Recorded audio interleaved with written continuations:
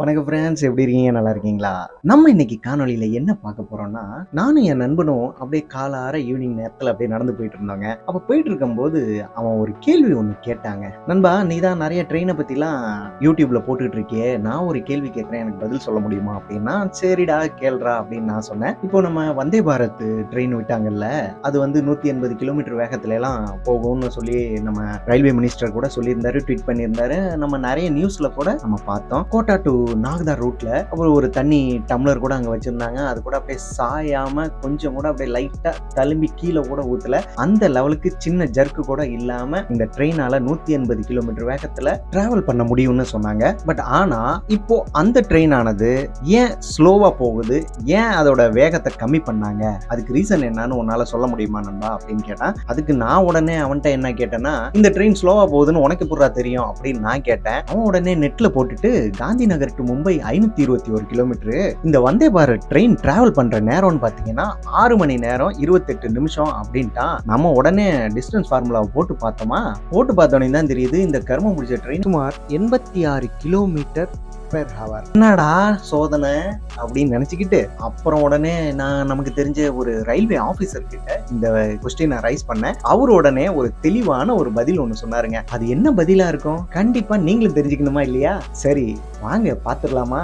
அதுக்கு முன்னால எங்க சேனலை சப்ஸ்கிரைப் பண்ணாதவங்க சப்ஸ்கிரைப் பண்ணீங்க, கூடவே சேர்த்து பக்கத்துல இருக்கிற பெல் பட்டனை டங்குன்னு ஒரு அமுக்கிங்க. அப்போதான் தொடர்ச்சியா நாங்க போடுற காணொளி உங்களுக்கு வந்து சேரும். சப்போஸ் இந்த ட்ரெயின் 180 கிலோமீட்டர் வேகத்துல இந்த 521 கிலோமீட்டரை கடந்துச்சுன்னா எவ்வளவு மணி நேரத்துல போயிருக்குன்னு நீங்க நினைக்கிறீங்க? சுமார் 3 மணி நேரம் 15 நிமிஷத்துல அந்த டிஸ்டன்ஸை அந்த ட்ரெயின் கடந்திருக்கணும். பட் ஆனா கடக்கல. அதுக்கான என்னென்ன ரீசனா இருக்கும்? இப்போ இந்த வந்தே பாரத் ட்ரெயினை பத்தி பாத்தீங்கன்னா 180 கிலோமீட்டர் வேகத்துல போகும்னு சொல்லியிருக்காங்க. ஏன் அதுக்கு மேலேயே கூட இந்த ட்ரெயினுக்கு கெப்பாசிட்டி இருக்குங்க. ஏன்னா 200ல இருந்து 220 கிலோமீட்டர் போறதுக்கு கூட இந்த ட்ரெயின்ல கெப்பாசிட்டி இருக்கு. அதுல எந்த ஒரு ஜர்க்குமே வராது. ஏன்னா அதோட வடிவமைப்பு அப்படியாப்பட்டது. அது மட்டும் இல்லாம அந்த ட்ரெயினுக்கு இன்ஜின்ன்றது கிடையாது. அதுல வெயிட்டும் ரொம்ப கம்மி. ஸோ அதனால இந்த ட்ரெயின் ஆனது பிச்சுக்கிட்டு போகுங்க. ஆனால் இதெல்லாம் வச்சு அந்த ட்ரெயினோட ஸ்பீடை கம்பேர் பண்றது கிடையாது. முக்கியமா இந்த வந்தே பாரத் ட்ரெயினோட ட்ரையல் எங்க பார்த்தாங்க அப்படின்னு பாத்தீங்கன்னா கோட்டா டு நாகதா. இந்த ட்ரெயின் ரூட் ஆனது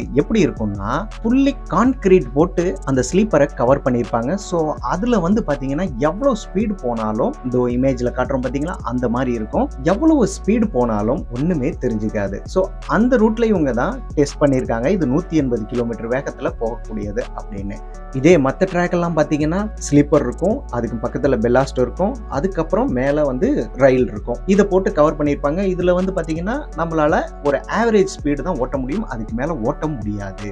இப்போ நம்ம ட்ரெயினை நல்ல ஸ்பீட்ல ஓட்டணும் அப்படின்னா மிக முக்கியமானது ஒண்ணு சிக்னலிங் சிஸ்டம். இந்த சிக்னலிங் சிஸ்டம் வந்து பாத்தீங்கன்னா இப்போ 180 கிலோமீட்டர்ல இப்ப அந்த ட்ரெயின் போகுது அப்படின்னா அந்த சிக்னல் எப்ப அப்படி மறையுது அப்படின்னு அந்த லோக்கோ பைலட்டால கெஸ் கூட பண்ண முடியாதுங்க. அதுக்காக இந்த வந்தே பாரத் ட்ரெயின்ல வந்து பாத்தீங்கன்னா ஒரு டிவைஸ் ஒன்னு வச்சிருக்காங்க. அந்த டிவைஸ் ஆக்டிவேட் பண்ணணும் அப்படின்னா நம்மளுடைய அந்த ட்ரெயின் ட்ராக் இருக்கு பாத்தீங்களா, அதுக்கு நடுவுல TPWS சிஸ்டம் அப்படின்னு ஒரு நடுவுல ஒரு லைன் மாதிரி ஒயர் மாதிரி ஒன்னு போயிட்டே இருக்கும். அந்த ஒயர்ல இருந்து தான் அந்த டிவைஸ் வந்து ஆக்டிவேட் ஆகி சென்சார் மூலமா உங்களுக்கு அடுத்தடுத்து என்ன சிக்னல் அப்படின்றதே தெரிய வரும். அது மட்டும் இல்லைங்க, இந்த TPWS சிஸ்டம் மூலமா இந்த ட்ரெயினை வந்து ஆட்டோ மோட்ல கண்ட்ரோல் பண்ண முடியும். எப்ப பிரேக் அப்ளை ஆகணும், எப்போ எவ்வளவு ஸ்பீட்ல போகணும் அப்படின்றதெல்லாம் இந்த ஆட்டோ மோட்ல போட்டாங்கன்னா அந்த இதை வச்சு ஒரே இடத்துல உட்கார்ந்து கண்ட்ரோலிங் மூலமா அதை கிளியர் பண்ண முடியும். பட் இதெல்லாம் மற்ற ட்ராக்ல இதை செய்ய முடியாது. ஏன்னா இந்த TPWS சிஸ்டம் ஆனது மற்ற ட்ராக்ல எல்லாம் இல்ல, இது கோட்டா நாகதா ரூட்ல மட்டும்தான் இருக்குது, வேற எங்கேயும் கிடையாது.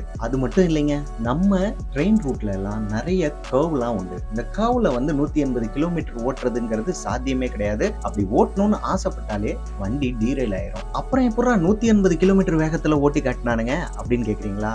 இந்த கோட்டா நாகதா ரூட் இருக்கு பாத்தீங்களா, அது ஃபுல்லா ஸ்ட்ரைட்டா இருக்கும். அது மட்டும் இல்லாம அதுல வந்து சிமெண்டட் கான்கிரீட் போட்டிருப்பாங்க அப்படின்னு நான் தலைப்பிலேயே சொன்னேன். பிளஸ் அதுல சைடுல ஃபென்சிங் வேற உண்டு. அதுல போறதுல எந்த பிரச்சனையுமே கிடையாது. 180 கிலோமீட்டர் தாராளமா போகலாம். இன்னொரு மிக முக்கியமான டிஸ்அட்வான்டேஜ் என்னன்னா, இந்த மும்பை அகமதாபாத் ரூட்ல வந்து பாத்தீங்கன்னா என்னதான் டபுள் லைனா இருந்தாலும் நிறைய டிராபிக் இருக்குது.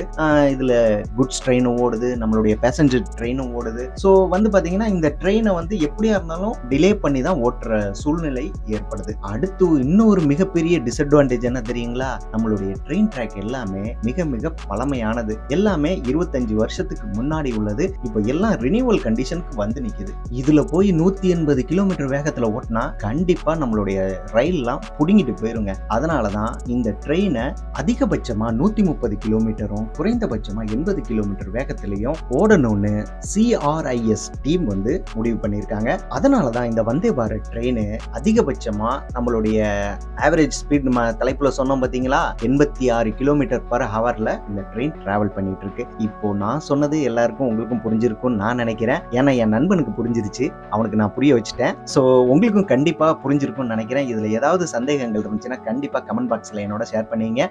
இன்னொரு புதுவிதமான அப்டேட்டோட அடுத்த காணொலியில உங்களை நான் சந்திக்கிறேன். நன்றி, வணக்கம், தமிழ் வாழ்க.